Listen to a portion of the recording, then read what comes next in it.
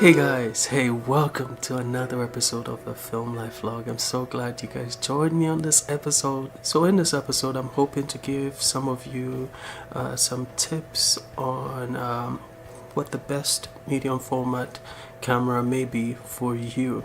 Now, to choose the best medium format camera, it depends on you really. It depends on what your interests are. When I first started with film photography, I wanted to hone my skills with 35mm first before I jumped into medium format, and I would recommend that pathway for most people, but I know that for some folks it may be different. For some of you, you already have a lot of experience with say shooting with digital cameras or even with film cameras, and you want some advice on the best type of medium format camera for you. So one of the advantages of shooting with medium format film is that you're dealing with a bigger negative. So if you scan or print it even in the darkroom, you would end up with a higher resolution image. So you're working with a larger negative when you shoot medium format. And the other fun aspect of shooting medium format is that a lot of the medium format cameras would have a more pronounced depth of field. Medium format does have some drawbacks. The first being that you're shooting with the larger frames here, so you end up with less exposures per roll of film. Oftentimes, depending on the format that you're shooting, you could end up with 12 frames per roll or 15 frames per roll. And oftentimes a roll of medium format film also costs a bit more than 35mm film. So just some things to consider if you are intending to shoot medium format. But I'm hoping you're ready. That's why you're watching this video. So let's get at it.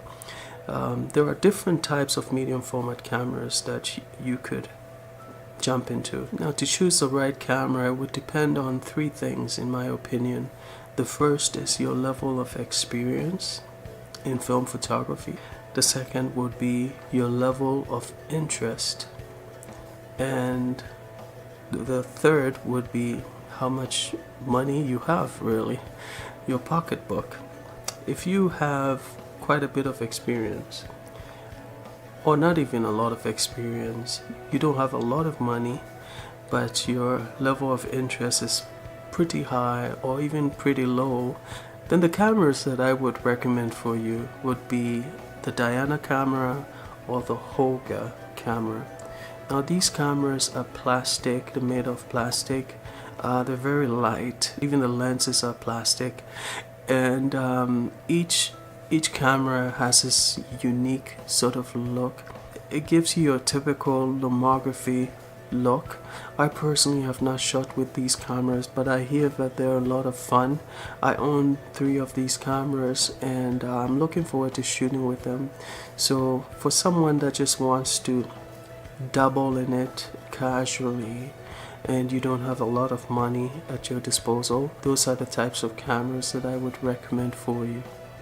Now there's another class of medium format cameras, which are the folding cameras. One class of folding cameras would take 120 film, and there are others that take other formats, not 120, that I would not recommend for you to start with those cameras. Like this Kodak right here actually takes this 620 format. I would not recommend that you purchase a camera like that takes 620 format film, because that type of film is almost impossible to find. You could always re-spool 120 film onto 620 spools. Now I actually made a tutorial about that, so you can check it out. I will just pop out right there. You can add it to your playlist. I would not recommend you go in with a 620 type medium format camera for folding cameras. It would just be a frustrating experience for you to go through all that process to re-spool. The Agfa Isolette is not complicated. It is a fairly simple camera for a folding camera. It is fairly simple. It's a manual camera. You need a light meter to shoot with this camera. When I took this camera out for a spin, I really enjoyed shooting with it. I think it's just as simple as it gets. The advantages of the folding type cameras is that they are quite a bit of fun to shoot with. These cameras will be the center of attention wherever you go. They're great conversation starters. Once you have this camera in public, everybody would notice what you're doing, basically. Rangefinders, I find that they're a bit more you need a bit more patience to work with rangefinders. So I don't recommend rangefinders to beginners, nor do I recommend it for those with lower enthusiasm levels. I would say that to work with rangefinders, you need to be patient. You need to really understand how these cameras work. You also need to learn a bit more about the focusing system because otherwise you're just gonna frustrate yourself. So for a beginner with low enthusiasm, I'm not gonna recommend these rangefinders.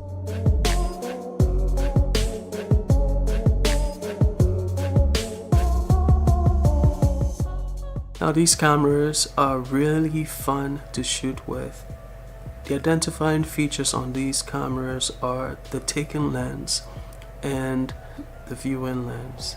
The taking lens being the one that actually captures the light that goes onto the film, and the viewing lens you would use to compose your image. The two are quite independent of each other. TLRs are quite unique, and the level of experience needed to shoot with TLRs can vary.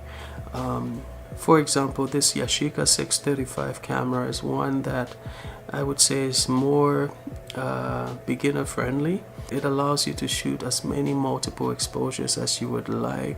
Loading this camera with film is a breeze. I've made a review of this camera, which will be right up there. I also have another video that shows you how to load this camera with film.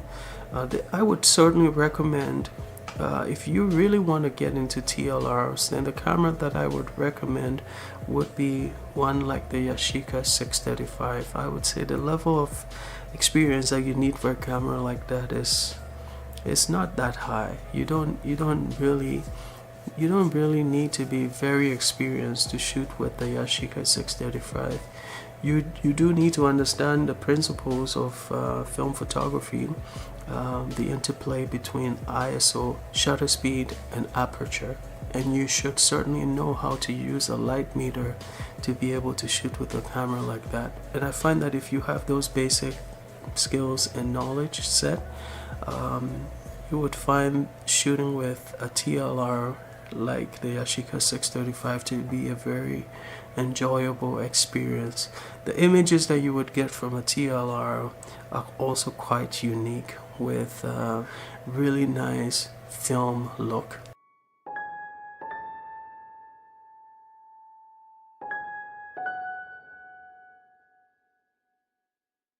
Now beware though, TLRs can also be very complicated to shoot with. For example, this Icoflex that I have, and I have done a review of it. I have shown you guys how to load this camera with film. This Icoflex is actually quite complicated to shoot with, and I do not recommend it for a beginner. I would only recommend this camera if your enthusiasm level is very high and if your level of knowledge of film photography is also very high. Now these TLRs can set you back maybe $300, $400 depending on the brand. If you want to get into the really high-end cameras, this could set you back as much as $1,000 or even more. Now the last class of medium format cameras that I would talk about are the SLR type medium format cameras. There are quite a few out there, but the models that I have are the Mamiya M645 1000S, which I would recommend to anybody. This camera is really so excellent. Like it's my all-time favorite film camera, and I did a review of this camera. I showed you guys how to load this camera with film. It's actually one of my most popular videos on this channel. It can be used by even a beginner. I would even recommend this camera for a beginner because it's an SLR type camera. It's like shooting with an SLR basically. You're gonna have to manually focus, but there's a light meter built in there that would help you out with your settings. And shooting with this camera was a breeze, guys. It was just a breeze. I just loved it, and the images that I got from this camera were just amazing. I have been raving about this camera for a long time on this channel in several videos. I cannot emphasize how much I love this camera, and I do recommend it for the beginner, for the enthusiast as well. If your level of interest is high or low, you could go for a camera like this. That's the camera that I would recommend if you have the money. Because the catch is that this camera is also quite popular, and when it's popular, it means that there's more demand, and therefore the price goes up, especially when the supply is not as high. So the price of these cameras, this Mamiya M645, will probably set you back maybe around $500 or more. There are other SLRs that I have, like the Mamiya RB67 and the Mamiya RZ67. Those are beautiful cameras, just lovely cameras, even more capable than the Mamiya M645. They certainly take a larger format film.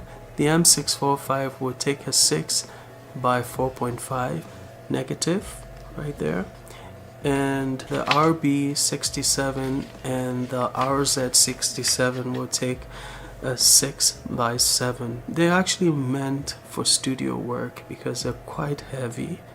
These are hefty cameras. You do not want to be carrying these cameras out about in the town. They're very heavy, so they're meant to be stationary in a studio setting, in your home, just shooting portraits of your family. They're not meant to be carried around, you know. Would I recommend those cameras? Only if you're interested in portrait photography. If you're really serious, if you are really serious about film photography, those are the cameras to go for. If you just want to dabble, if you don't have a studio, for example, then I would not recommend those cameras to you. And also take note that these cameras also cost a lot of money. These cameras could be in excess of $1,000. So overall, depending on your interest level, depending on your level of experience, and depending on how much money you have, these are the options that you have for film cameras if you want to get into medium format.